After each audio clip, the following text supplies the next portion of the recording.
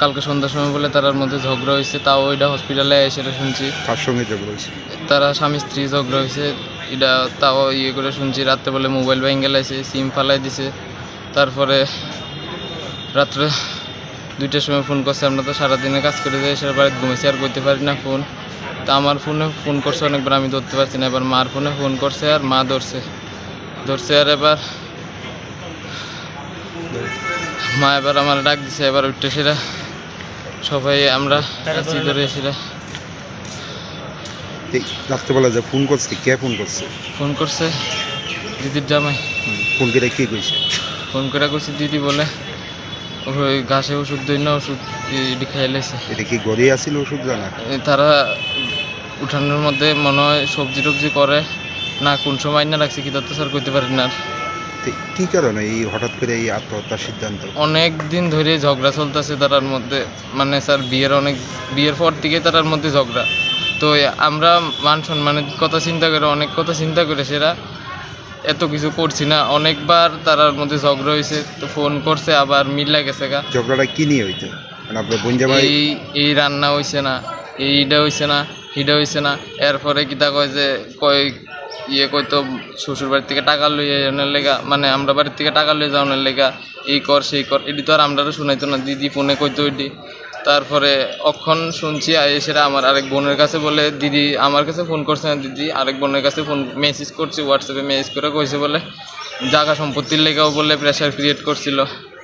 মানে এই যে টাকা দাবি করতো, মানে বোন জামাই কত টাকা দাবি করছে? কত টাকা দাবি করছে এটা তো আননের কথা কইছে। জাস্ট আমরা এর আগে একবার এই বিয়ের পরে বাইক কিনানোর লেগে 1 লাখ টাকা দিছি। এরপরে তোমার কিতা কয় যে ঘরে টাইলস লাগানোর লেগে টাইলস কিনে দিছি।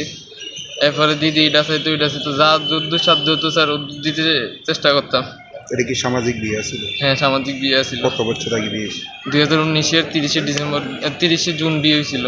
বিয়ের সময় দাবি দাবা কি দিছিল? বিয়ের সময় দাবি দাবা তারা তো কিচ্ছু কইছে না, আমরাই সব দিছি।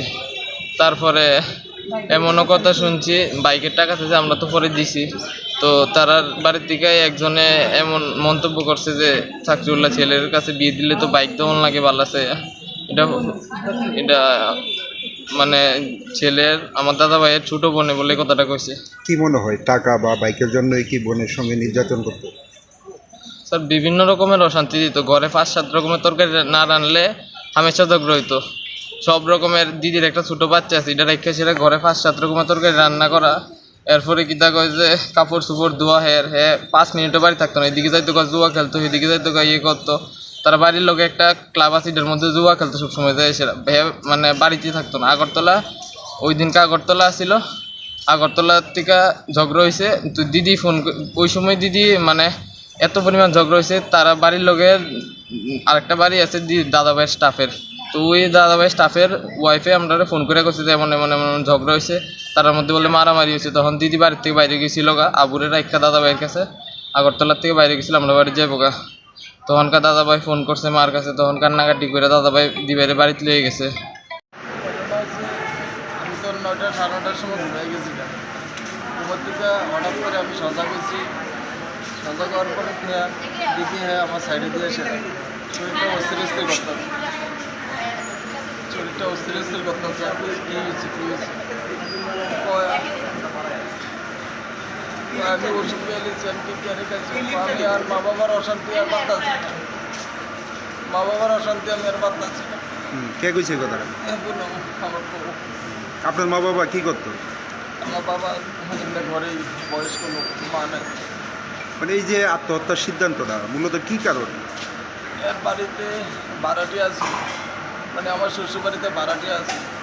ভাড়াতে আছে যে দুজন একটা ফ্যামিলি থাকতো, ওই ফ্যামিলিটার সঙ্গে আমার শ্বশুর মশাইয়ের একটা অবৈধ সম্পর্ক হয়েছে যেন আমার শাশুড়িটা দেখতে পাইছে। তারপর দিয়ে তারা বাড়ির মধ্যে অশান্তি চলছে আজকে 2-3 মাস দিনে। তারপর দিয়ে শাশুড়ি আমার কাছে বাইর দিয়ে শেয়ার করছে যে আমার কাছে। আমি আর কাউকে জানাইছি না, তাদের বুঝাইছি। আমি তাদের বুঝানোর চেষ্টা করেন, ওই আল্লাহ করে কোনো লাভ হইতো না। তারপর দিয়ে শাশুড়ি কিছুদিন আমার ইয়ানা থাকিয়ে গেছে, এর আগে মানে এরপরে দিয়ে মানে বাপের বাড়িতে এর মধ্যে একটা বিয়েও আসলে, বিয়ে তো আমরা অ্যাটেন্ড করছি। এরপরে দিয়ে কন্টিনিউ বাবা এবার ফোন করতো। এর মধ্যে আমার শালাটাও বাড়ি ছাড়া হয়ে গেছে, এর মামার বাড়িতে গেছে কন্টিনিউ তারা দুইজন ঘরে পড়ে সেটাই অশান্তি করতো, তো এর কাছে ফোন করতো। আপনার যে বক্তব্য ঠিক মানে অপোজিটে আপনার যে শাশুড়ির বক্তব্য হয়েছে আপনারা কি আপনার স্ত্রীদের প্রতিনিয়ত নির্যাতন করতেন, পাশাপাশি বাইকের একটা দাবি করছে। বাইকের এটা তো অবস্থার কথা, আমি বাইক দিয়ে কী করবো? আমার বাইক নিজের বাইকে আছে, আমি নিজেই সাইকেল চালাই না।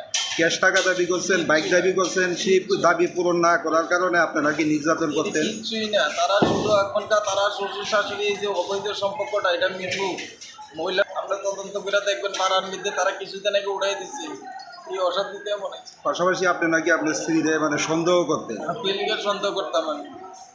বিয়েছে 5 বছর, মা বাবার সঙ্গে কথা কইতে দিতেন না? না কিচ্ছু না, শুধু আমি ফোন করতে কইতাম আমার ছোটো বাচ্চা আছে, যখনকার রান্না করতো, রান্না করার টাইমও এর 5 মাসই আছে, কন্টিনিউ একজন পরে একজনে ফোন করতে। আমি কিছু যখনকার রান্না করা যাইবা তখনকার তুমি ফোনে কথা কই না, আপত্তি করলো ফোনে। মূলত এখন মানে স্ত্রী যে মৃত্যু হয়েছে মানে কার কারণে বা কি কারণে এরকম সিদ্ধান্ত? আরে শ্বশুর শাশুড়ি এটা কি সামাজিক বিয়ে ছিল? কত বছর আগে? 2019 আপনি কি করেন? আমি কোর্টে সার্ভিস করি।